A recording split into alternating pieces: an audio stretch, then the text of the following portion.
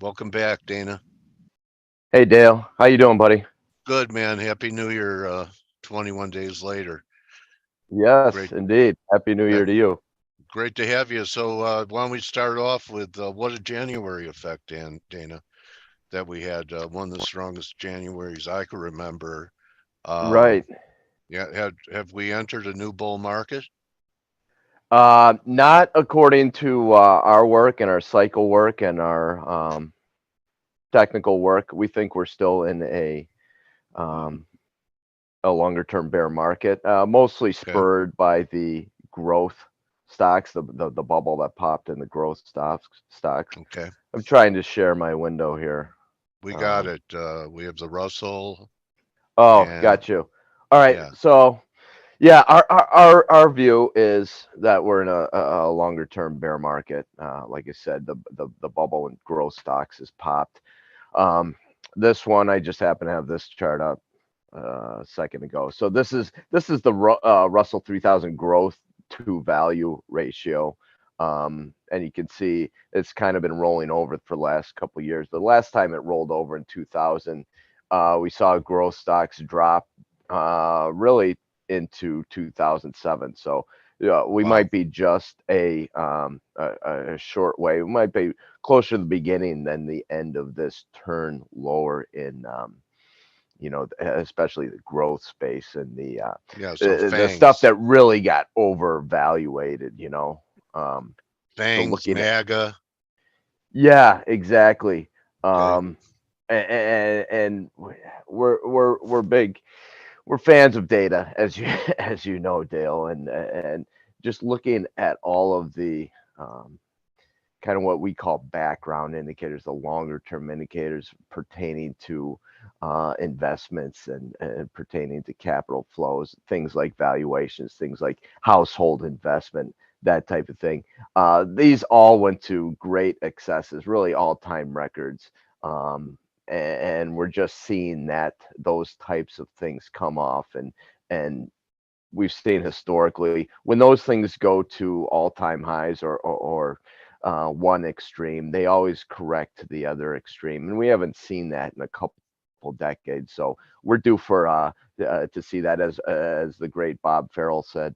It's one of his 10 rules of investing. Markets that go to one extreme always correct to the other extreme. They don't go to the mean. So we've got a long way to go, I think, in the longer term.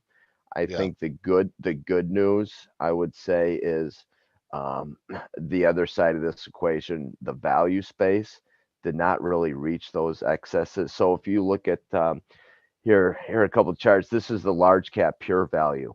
All right, just Okay, went to all time highs at the end of yeah. January, early Okay. February. So RPV is the ticker symbol here. So even if we're in a longer term bear market, um, as we trend lower in the growth space, we could trend higher in the value space.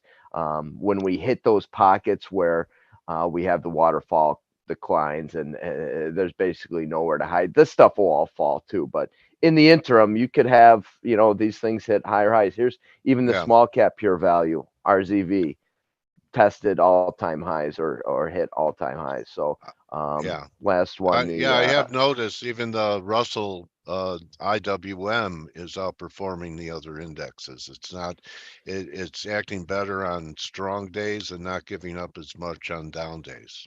You seeing the same right thing there? now, yeah, our main risk model is an intermediate term risk model. So what's the market doing over the next 2 to 6 months or so? And our stuff's still positive right now. So we think we're Yeah. this dip that we've seen since January.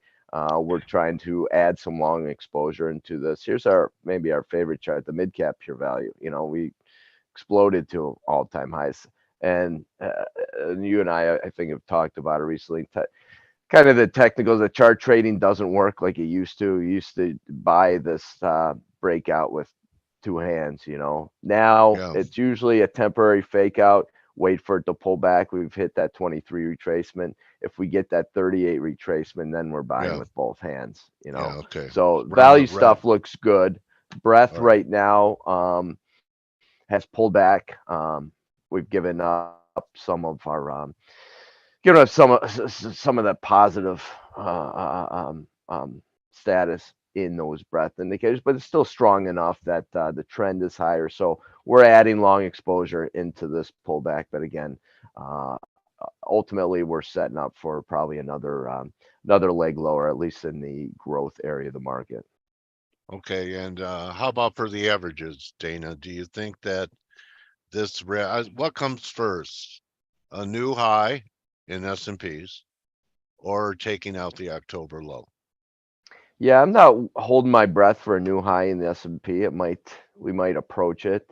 It's in okay shape right now. But some of the major averages, I'm not holding my breath for new highs. So I'm looking at other areas like the value space. So when I'm Okay, buying the dips, I'm buying it in something that's more constructive. Another one that is better and more indicative of kind of the stronger breath readings that we've seen, at least this year and somewhat since that low in October is the equal weight S&P. So, well, the S&P never got up to that 61 retracement, which we like to look okay, at. Here's the RSP, the equal weight index. Got above that yeah, 61, hit that 778, just pulling back now. So RSP is something you can buy on the dip as well, down towards that 148, 149 level, I think. So it's like I said, more indicative of kind of the stronger breadth readings that we've seen of late. And breadth is one heavy factor in our risk model. We want to be, okay. Are aligned with yields part of the quote unquote market. yeah, are yields part of the equation as being negative in the background? A lot of people had yields mispriced before the NFP a few weeks ago, and we put on 60 bips since Yeah, then. Do you think that this also can be a problem for growth? You would think that higher rates are uh, tougher on growth than value. absolutely. So we're at absolutely. So interest rates, we think the cycle, that 60-ish year cycle Yeah, bottomed in 2020, the COVID bottom, after, obviously hit right. a high in back in early 80s. So if you look at the long-term chart, we really rallied up to, and this is the level we're looking at, just about 4%, around the Yeah, 415, 420 level. Hit that and stopped, obviously, late last year, coinciding with the bottom in equity. So pulled back to that initial support level around that 340 level that we're looking at, around that 23 retracement from that COVID low. Bounce there. So that's the big line in the sand right now, around that 340 level. So we bounced yeah. up. I'm not sure that the pullback is over and we're ready to explode higher. Um, I'm happy to give the downside another chance, and if we do break that 340, maybe ultimately 280. But longer term, we are extremely bearish on bonds. Looking Okay, at if history is to be a guide, and it typically is. We're looking at several decades of rising yield. So okay. that's kind of a daunting thought, obviously, for investors, for anyone trying to Yeah. buy a home, obviously. But Or the cycle is pretty consistent, yeah, anyone who's been trading for 20 years, that right? would be a new paradigm completely. At, Everyone's still hoping and waiting for the Fed put to come back. yeah, absolutely. And the other thing is looking at, the you say a new paradigm, you consider what the quote unquote rules are of investing, especially like something like the 60/40 Yeah, portfolio, which is, okay, bonds are a quote unquote conservative investment. So if you're getting older, I mean, this is not how I invest, how we invest, but the general rule on Wall Street, or in the financial planning arena, is the older you get, the more you move into bonds. And if we're in a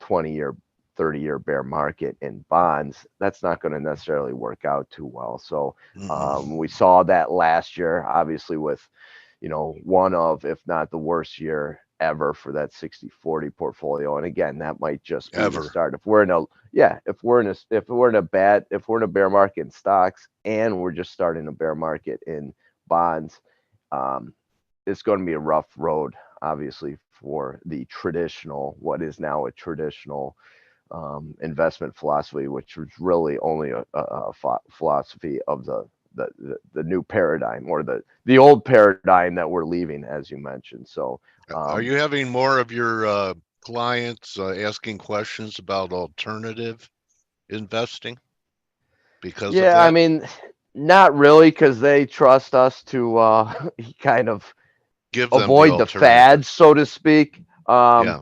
But we're, the cryptos, we're open to, trading them. Okay. We're not against anything that has a price history and gives us an opportunity. So we'll go where the opportunities are. Right now, we don't think we nothing to us is a buy and hold ever. Not stocks, not bonds, not gold. We're going to be trading. Everything cycles. Nothing goes up or down in a straight line. So something like Bitcoin or the cryptos, we're happy to trade it if it's in an opportunistic period, which it might be right now in the short term. You've had Bitcoin and Yeah. Ethereum take out some good levels. So Yeah. another thing that you can buy on a dip right now. But again, am I going to subscribe to the theory that, okay, this is going to be the new currency? It's going to 100,000 or a million or whatever, and we're just going to plan our money in it? No, because even if that comes true, which I'm not saying it is, maybe it takes 2, 3, 5, 10 years for that to happen. And if my Yeah. clients are losing money for most of that period, guess what? I'm not going to have any other clients around when that happens. So, um, Okay.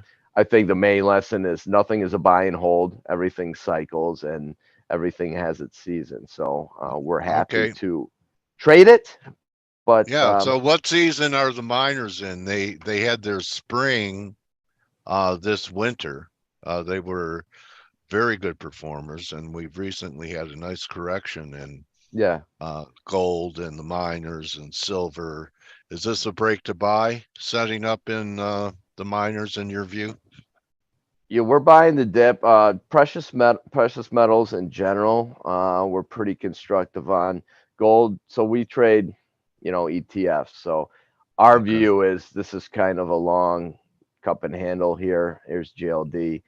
Like it. Rallied up in 2020 roughly to that 2011 area, and we've been Yeah. pretty much consolidating, storing up fuel for a potential breakout and another big up leg. If that happens, obviously that's going Yeah. to take the miners with it. The miners didn't quite um, follow along with Gold. the precious metals with gold and silver and the metals, the commodities themselves. They. Here's the XAU. Kind of, we rallied Uh, up to basically the 61 retracement, right? yeah. And Yeah. so that's been a natural barrier. So if you're looking at the XAU around that Right. 160 level, GDX, I forget the corresponding level, but about the same general setup. So if we see a breakout in gold and silver, I suspect GDX and the miners will break out above these recent Yeah. highs that we've seen over the last couple of years. We'll make a run at those 2010, 2011 highs for sure. So yes, we are Like it. buyers of the dip for sure. Are you on the other side of energies? I mean, that was one of the most popular and best performing sectors last year. It seems like even with the Russians cutting production, that XLE really hasn't performed that greatly. Yeah, and that's another thing. I think if you're looking from a longer term cycles perspective, that's one that was beaten down for so long, kind of like the Yeah, value stocks. right. That maybe we're giving the benefit of the doubt that maybe that's the start of maybe a longer term move. We're just kind of consolidating that big move we had last year. One chart we Yeah. like is the oil services OIH, which has Okay. held up pretty well. Yeah. It's had a great year last year, kind of consolidating in here. at multi-year highs. If we can hold up here, I think it can make a run. We are a little suspect of commodities in general, the CRB and oil in the near term. I think you can Yeah. make one more lower low before bottoming. But commodities in general, we think we're longer term, we're bullish. So even if Okay. there's one more low to come, I think that's a dip that you buy. And energy stocks in general, I think, should benefit in the longer term. Okay. So, when you talk about the miners and commodities in general, Yeah. um, are companies of those producers considered value, value stocks? You put them in value? Well, I would right now, just because of you look at how they've traded over the last Yeah, decade 20 plus, years. Yeah. 20, yeah, a couple decades. Certainly at this point they would represent the value. They're certainly not in the same boat as growth, which represented that bubble, that over evaluation that we saw, obviously contributed to that by central banks and the Fed put, like you mentioned. But ARC, for example, I mean, that's your Okay. bubble. That's your Yeah. bubble. This is the energy stocks have been going down for several decades, or at least a decade, and just emerging from that. So this Right. is your bubble that has popped. That I would not hold my breath for these growth stocks to come back in any sustainable fashion. So any rallies here, like I said, you're going to have, even a long-term bear market, you're going to have your bear market rallies, but Right. those will be sold in growth and something like the value, or something like some of the energy or commodities in the miners, things that have struggled for a little while now. Those are things you can buy on a dip, not necessarily that you're going to hold them for 10 years, at least not in our view. We don't like to take the 50% drawdowns along the way, but definitely you can. They got a shot at making higher highs, higher lows along the way. Okay. The dollar has been a very important piece of the puzzle. I believe it's really the fulcrum of the wheel that all other markets revolve around. Are you in the camp that high at 114 was the high in the dollar, and any rally is just a bear market rally to fade dollar strength, or was that a break to buy and to be long dollars in this environment? Yeah, it's well, the higher highs were important for sure. So right now we're still seeing a higher low versus obviously Oh the yeah. low lows of a couple of years ago. Right now, like I mentioned, we operate more on an intermediate term time frame. So right now, this is in a bearish scenario for us. Oh, So we would be okay. selling dollars, especially up towards 106. Okay. Um, Got it. we are along a little bit from this 102-ish level, but 106 would be sellers. And some of the other currencies. We've been trading those ETFs as well, euro yen, that have broken their downtrends for now. Right. If we could definitely be proven wrong, and if Yeah. we do, then we're going to bail on those. But right now, something like the yen would be buying the dips here. FXY down below 69 bucks. We'd be buying the dip. Something like the euro, same Okay. thing. So in the intermediate term, yeah, I think the trend is down in the dollar. We'd be selling rallies there, but again, longer term, it could be, setting up for another big move higher. Not sure, but euro FXY bought some here around that 98 level, down closer to 96 and a half. You buy some more. Okay. I wanted to ask you, do you think that a weaker dollar helps value? Because value, you'll get like you'll get nominal growth with a weaker dollar. It's not really growth, but a weaker dollar makes the price go up. Yeah, it's definitely going to benefit some areas of the market. Our philosophy though is um, it's always judge the investment merits of each market on its own merits. Judge the opportunity, judge the attractiveness on its own merits. We don't try to get too much into the intermarket analysis because some of those relationships change along the way. Even something like gold dollar, which Yeah. is historically, the poster child for the intermarket analysis, it doesn't always hold true. So our thought is judge each investment on its own merit. It's hard enough to figure out where stocks are going, for example, without, you know, trying to figure out where dollars going and then base your stock investment off of the dollar. So once you start getting into derivatives and derivatives of derivatives, then Yeah. it comes then it gets even more complicated. We try to keep it a little bit more simple than that. Okay. Well, then Again, we've got our let's simplify everything with one chart right now. Are you ready? yeah. VIX. I was just going to pick that up.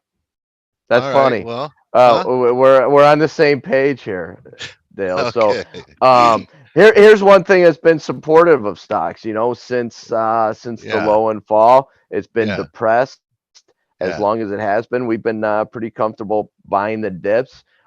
Today we're getting a little pop up over that 50-day average. Opens up Yeah. room maybe up into the mid 20s. So Yeah. maybe there is a little bit more pullback here, and get investors a little bit more fearful, get us people like managers like us a little bit more skittish of buying the dips, and Yeah.